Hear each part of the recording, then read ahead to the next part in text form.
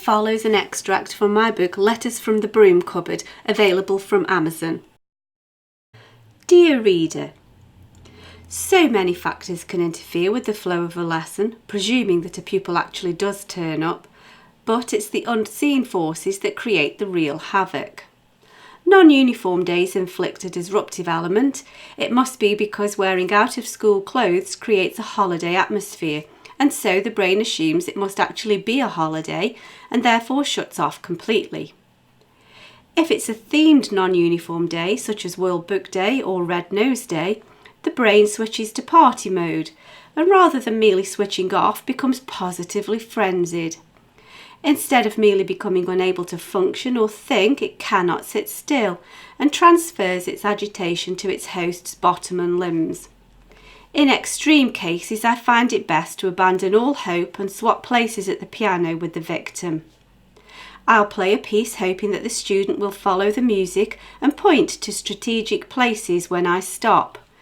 Either that, or I'll play some music to match their costume, if I can, where we follow the music and sing our hearts out.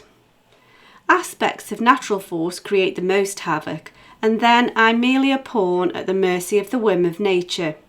If there's an unexpected burst of sunshine after a prolonged bout of dreary weather, the holiday atmosphere hits both myself and my pupils alike. We may well begin with the intention of regular work, but a mood of joviality soon prevails, and we find ourselves playing musical chairs as I take the piano stool to knock out some jolly tunes for the student to follow and sing along to. An extremely windy day has the same effect on concentration as a themed non-uniform day, and similar strategies need to be adopted in the end. I reassure myself by pointing out, to myself, nobody else seems to care, that it's still music related and it's still educational, in a lateral sense.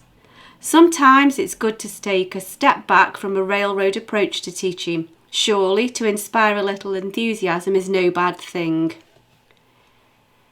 There is another type of wind which has far more reaching consequences from my point of view.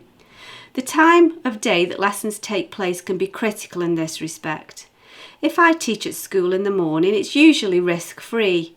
But if I teach after lunchtime or at home after early tea, sometimes the results can be disastrous. It transpires that a child's digestive system is a finely tuned mechanism, and once the meal has begun to be properly transformed into the necessary nutrients, there can be no curtailing the side effects. Gregory Findlay is the worst culprit. Everything about Gregory is highly sensitive and on a knife edge. His intestines must pay the price. You must understand that working one-to-one in close proximity and in an enclosed space, namely the broom cupboard, alarmingly exacerbates the nuclear fallout rate. I know that you feel my pain, dear reader. Being so jolly British only compounds the problem. Do I carry on regardless and pretend I haven't noticed? For all they know, I could have lost my sense of smell at birth. Do I make a joke to lighten the atmosphere, metaphorically speaking? I'm afraid that I'm far too British to do that with aplomb. In the worst cases, I move station and sit the child at a desk as far removed from the piano as possible and write out some note revision exercises in their manuscript pad. Their eagerness to get at the colouring pencils to colour code the notes makes them forget their embarrassment, if indeed they ever felt any, and so the situation dissipates in every sense of the word. There are other fragrance issues which cause me less embarrassing but more serious problems.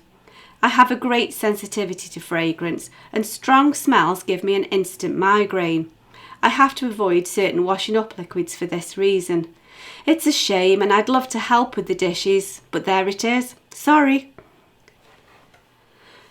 Some of the adult gents feel inclined to slosh about generous portions of Old Spice before they come to their lesson.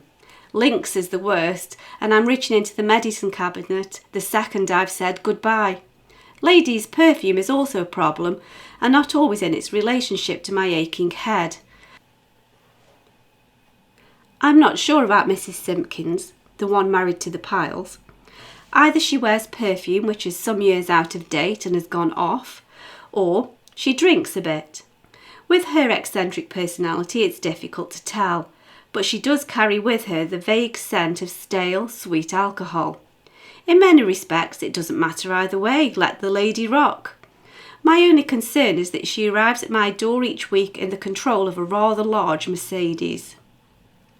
Gratefully yours. For the full collection of letters from the Broom Cupboard, available from Amazon in paperback or as an ebook, follow the links in the cards in the description box or find details on my website at sharonbill.com. Thanks for listening.